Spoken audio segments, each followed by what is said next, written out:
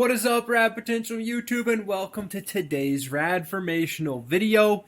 This is going to be one of those that to a lot of you guys, this might be something you already know. You already cleaned all your parts. You're building your engine, but for the people out there that are building this engine, your Rotary 13B for the first time, these are the parts that you need to make sure you get clean. And this is how I go about cleaning one of these engines. So, first things first, you need to tear your engine down. This is the one that has a blown coolant seal. Front iron is torched, so I didn't even bother cleaning it. What you see here are the irons and housings after a quick coat of simple green, which is just a cleaner, kitchen cleaner, whatever you want to use.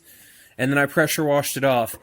The pressure washer gets a lot of the large gunk, grease, makes your hands at least not that dirty when you start working on it.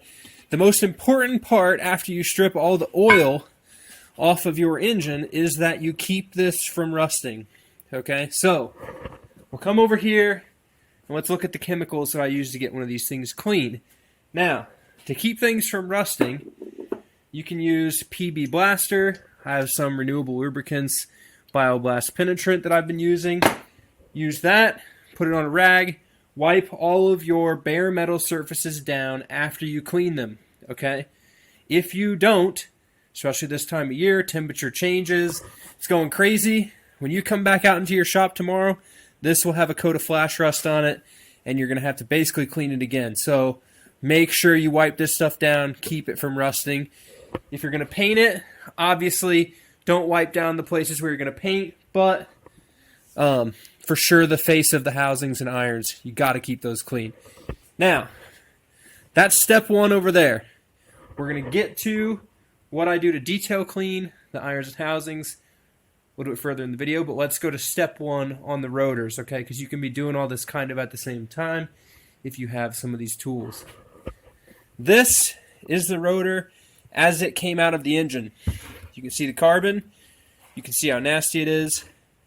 Not good. This is a rotor, the one that I've cleaned for this engine.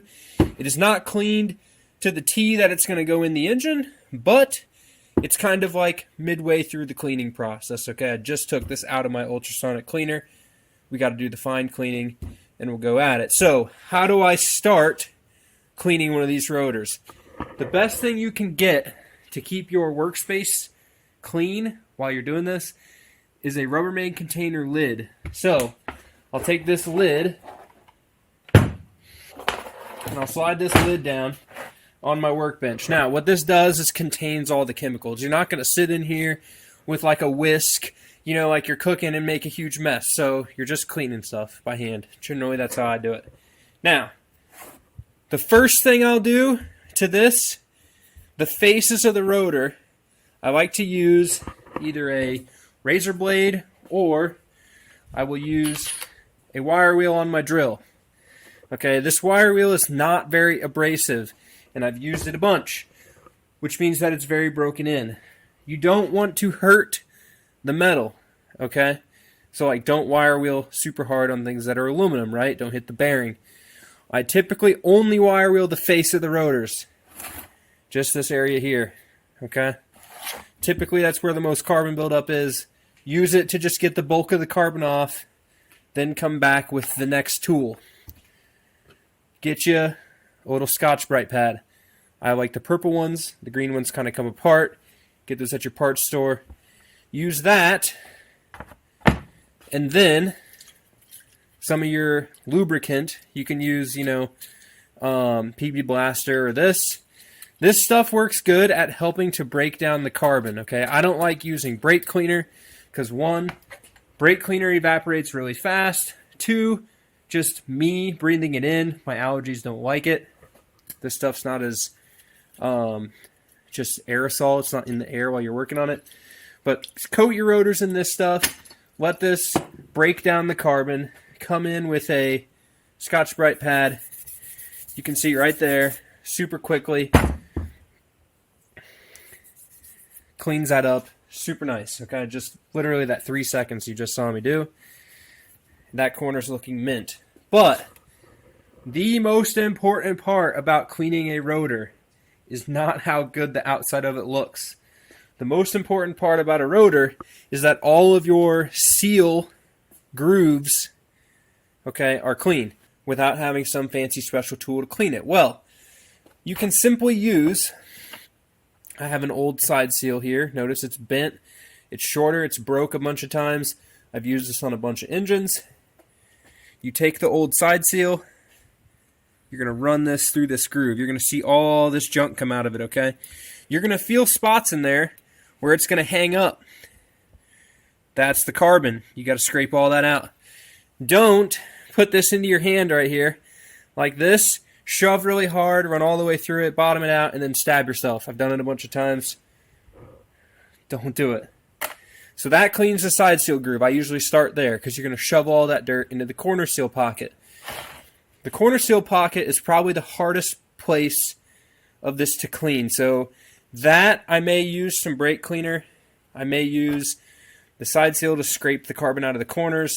I've got a little screwdriver I like to use, a pick, clean that out. Okay? These little holes are simply balancing holes. Clean them out with the Scotch-Brite. Now, you've got your side seal grooves clean, corner seal holes clean, the apex seal groove. Sometimes you might be able to get a screwdriver through this. I have an old apex seal. You take your old apex seal, grind it through there a bunch of times, make sure that there's no carbon buildup. Same philosophy as the side seal hole. You'll see all the carbon come out of it as you're doing it. Make sure it's clean. Okay. Once you have all those grooves clean, now you need to clean the oil control ring grooves. Okay. These are typically not that dirty, but there's still going to be carbon, junk, residual stuff in there. So they're kind of hard to clean. I like to take a small piece of my Scotch-Brite pad, put it in there with my screwdriver, like a small screwdriver, and just run the screwdriver around a bunch of times with a bunch of this. Now, once you've filled this thing, covered this thing, gotten it hecka dirty with all these chemicals, something I would highly recommend, most shops, get one, your garage, get one. You need an air compressor, okay? I fortunately have a reel up in the ceiling, and I have a little air blower right here. Air comes out. I won't deafen you on video. Take your air wand and blow out all the chemicals, all the dirt that you stirred up from your rotor, okay? You can accomplish the same thing with a bunch of cans of brake cleaner because brake cleaner is pretty pressurized, but I like to use air. Like I said, I don't like to use a ton of brake cleaner because it just it literally evaporates. So, once I have first round cleaned my rotor, it'll effectively look like this one, okay? You can still see there's some dirt down the oil control ring grooves. I've got to clean out. Some of the corner seal holes are still a little dirty. I will take this rotor, this one, the somewhat clean one, and I will put it in my ultrasonic cleaner. Okay. Don't be intimidated by an ultrasonic cleaner. They're literally like sub $100. Find one that fits a rotor. Okay. It's great if you have carburetors, intake. You can clean so much stuff in an ultrasonic cleaner. I take my rotor, I dump it in there, let it run for 20 minutes, take it out, blow it off, spot clean with a brush or simply a microfiber towel. Generally, the last bits of the carbon, the last bits of everything will come off super easy after it's been soaked in that. Okay. Now, if your rotors are super trashed, i.e. the rustiest Titanic-looking engine, you can build one of these. So you can build one of these.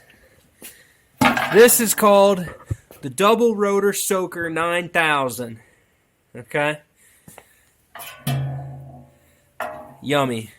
So, I made that out of some sheet metal for the reason that you can get some evapo rust from the parts store, and you could effectively take a rotor that looks like this one with all the seals stuck in it, all crazy gnarly. Drop it in that, full of evaporust. Mine fits 2 rotors. Drop it in that full of Evaporust. The reason I made it a triangle so you don't have to use as much of the chemical. And that will help break up all the rust. Now, pitting is pitting. You can't necessarily fix pitting. So if it's just surface rusty, maybe you can still reuse it. If not, the rotors might be junk. So that is the 411, the rad formation on how to clean these rotors up, okay? So I'm going to go ahead and finish cleaning both of these rotors, and then we're going to move on to the housings and irons, and then lastly, we'll talk about the peripheral stuff to clean. Next up, we're moving to the housings. So, both of these are not done, but one of them is further along than the other. So this is fresh off of getting pressure washed, okay? I was able to get a decent amount of the bigger junk out of the coolant jacket. Now, if you remember, this engine, blown coolant seal, literally had sand in the coolant. It was terrible. So, got most of that stuff out, but there's still some oxidation in here, right? Now, in order to clean up the most important bits on your housing, okay, which to me is the mating surface for the coolant seals, okay? Make sure you get your dowel O-ring area clean, and then I just like to clean the gasket surfaces here. Here, if your peripheral port, oil metering pump port, you could clean this and leave those in if you wanted, or just block them off and then clean it. I don't typically like to paint these because just black and silver is the best color, and if you got clean ones that aren't that oxidized, just use the aluminum. I don't know if you don't see it that much anyways. So, not too much as far as like what I'm going to show you for prepping the housing for paint. You can do that your own way. But, cleaning this surface, okay? I'm going to take my wire wheel, same one we used earlier. Keep in mind, this is not an aggressive wire wheel. If you are digging into the aluminum, your wire wheel is too aggressive or you are being too aggressive. You just need to lightly brush the surface. So, you can see dirty and crusty. Face of this has been cleaned off with the wire wheel. Notice, there is no scoring into the aluminum from the wire wheel, okay? So get that clean. I also took the wire wheel and a dry Scotch-Brite pad and just cleaned a decent amount of the oxidation off the outside of this. Now, a cheat code for paint though is that brushed aluminum. It looks really good. You can just paint over this and make it look pretty nice. So, that's my cheat code. Now, how am I going to get all of this coolant crustiness out of here, okay? I've already pressure washed it, simple green, nothing crazy. What I have is a soda blaster. It just appeared right here. This is like a siphon style baking soda blaster, or at least I put baking soda in this. Literally the stuff that you have in your kitchen, baking soda, right? So you take this, hook it up to your air, get an air compressor, guys. This would be huge. Good Christmas present. And I'm going to take the soda blaster and I'm going to soda blast all these passages out to the best that I can. You're not going to get this perfect, okay? This engine obviously saw a lot more oxidation and corrosion than maybe yours. This is pretty much one of the worst ones I've seen. But it's the cooling system, guys. You can get it super clean. It's not, doesn't have bearings in it. But oxidation is going to keep occurring in your engine over time, if you don't run the right stuff. So get it as clean as you can. I'll show you what these look like finished whenever we get done talking about the first round of cleaning on the irons. Now we're cleaning the irons. The most important part about cleaning one of these is making sure that the grooves for the coolant seals don't have any residual rust, crust, high Lamar, high tack, whatever you use to assemble your engine. Now, fortunately, this one was assembled by Mazda, and it only had 28,000 miles on it, so it's actually in really good shape. The front iron, however, was all rusty and crusty, but we're replacing that with a new one. This rear iron looks super mint, okay? It is also very important. You can kind of see some of the buildup on this. Not really. If you're not porting your engine, it's important to get the carbon out of the intake ports itself. You can see here some of this black carbon that I'm able to flake up out of here with my screwdriver. Now, this is simply a cheap store screwdriver, Husky brand, whatever you want. I have ground the end of it so that it's the right width to fit in the coolant seal groove so that I can just scrape them out. Okay? Super, super easy. As far as the rest of it, I use the same light wire wheel, and I just get the silicone off the oil pan sealing surface. The oil pressure regulator that goes here, I'll run that through my ultrasonic cleaner with all the other small parts. This one is actually in really good shape. It's not super crusty rusty, so we're actually definitely not painting this. So I'm going to wire wheel some of this rust and crust off. It'll be good. On all the irons, you need to get your gasket sealing surface for the intake super clean. I wouldn't paint it. I typically don't. I'll tape this off. This is an FD engine, so it has a provision for a turbo oil drain on the back. Make sure you get that gasket sealing surface super clean as well. That is basically it for the irons. Finally, we're to the last parts of cleaning your engine, and this is honestly the most tedious part of cleaning your engine. In this engine, fortunately, we're going to be reusing a majority, basically all, of the rotor seals. So that is corner seals, corner seal springs, side seal springs, apex seal springs, oil control rings, and their housings. We are putting Mazda 2-piece apex seals in this instead of reusing the OEM RX-7 3-piece ones that came in this engine. So we've got to clean all of this stuff such that it can go back in the engine. Now, typically, parts like this are not that dirty. So this is a corner seal. I've already knocked the plug out of the middle. You're going to see the smooth chrome side that I just showed you, and the back of this has some carbon on it. Okay? Apologize, I don't have a super detailed focusy camera for this stuff, but it's got some carbon on it. How I like to clean those is I have a rag that I have soaked in mineral spirits, aka what I have in my ultrasonic cleaner. I'll take the corner seal on the rag like this. Takes 2 hands, but I rub the corner seal, the carbon side, on the rag in order to clean that off. Okay, I don't typically clean these with sandpaper or any other assorted abrasive tool. Okay, so do that for every single corner seal. Next, I'll use the same rag because likely you're only cleaning a small bit of carbon off of these parts. Okay, if your engine was rusty, I would not recommend reusing these parts. Okay, fortunately this engine had low miles, and honestly, it's super clean. For the side seals, you have to be very careful. Okay, these will break when you are cleaning them. All right, so you're going to want to do these in a direction away from you. I typically hold the back of the side seal and run this same rag, because it's not going to get that dirty, I promise. And I'll run that same rag off the end of one half of the side seal, flip the side seal around, do the other half. I will do the same thing for the side seal springs.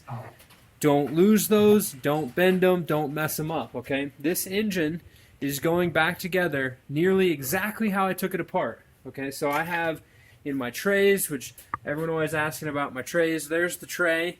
Charles made these, he's got a bunch of sets of them.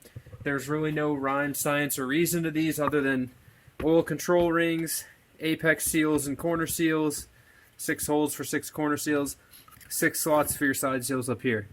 It's really not that complex. It's really not that complex, but I have each one of my side seals numbered 1 to 2, 2 to 3, 3 to 1, and then I take all of my engines apart the exact same way. So I'll find the gear side of the rotor.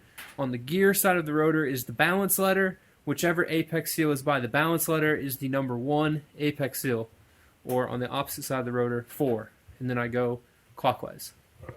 So they will all go back exactly how it comes apart. You will do the same cleaning process with the apex seal springs as I did to the side seals and side seal springs. Now, if you don't have an ultrasonic cleaner, it can get pretty hard to clean the oil control rings, and then most specifically the oil control ring housing, which is this.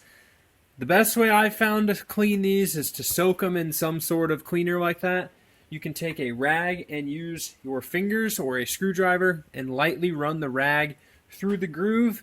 The outside of the oil control ring housing you can clean just with a normal rag or a Scotch-Brite pad.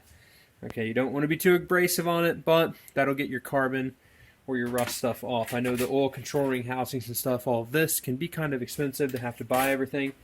You know, side seals and side seal springs aren't really that expensive, but these can get expensive to have to buy a whole bunch of them. So that's how I clean all of the rotor seals. Moving on, okay, to the rest of the engine parts. I'm going to go over each part and then how I clean it, okay? Rear stationary gear and stuff, wire wheel this while it's bolted into the housing. If you have to put a new bearing in it, have a new bearing pressed in. Typically these aren't that dirty, but this is hardened steel. You can clean this with a wire wheel just like I did the other stuff. Front stationary gear typically won't be that dirty. I'll just wipe it off. If your engine was on the Titanic, it might not be usable. Same thing, have the bearing replaced if it needs it. Also, don't run your front belt super tight. It'll wipe out that bearing. The front hub bolt and your pulley, just wipe it off. It's external. Some of this stuff goes on the outside of the engine, like the oil filter pedestal. This thing, I pressure washed it off. You can clean this with Scotch-Brite pad super easy. The oil pressure regulator, I will run through my ultrasonic cleaner just to make sure it's clean, but spray this out with some brake cleaner, make sure it still functions. Dowels, I'll run through my ultrasonic cleaner and wipe them off. It's very important that you clean the inside of these just to make sure that there's no junk hanging out on the inside. Your oil pickup tube, make sure this is clean. This is going to suck up all the excess silicone that you put on your engine trying to get your oil pan to seal. Make sure that this is clean. You can clean this with air or with brake clean. Probably the most important thing to note out of cleaning all of this is the oil pump and your Torrington bearings. I will not, unless I really need to, clean these with any sort of chemical, okay? The Torrington bearings will retain oil in them. You don't want to clean all the oil out of them, in my opinion, because it's hard to get the oil back into them for the first start of this engine, okay? So, soak these in oil before you assemble your engine, or just don't clean them and make sure that they're not in bad shape. I've never had to replace these, aside from the one that I crushed that hangs on my wall over here whenever I messed it up.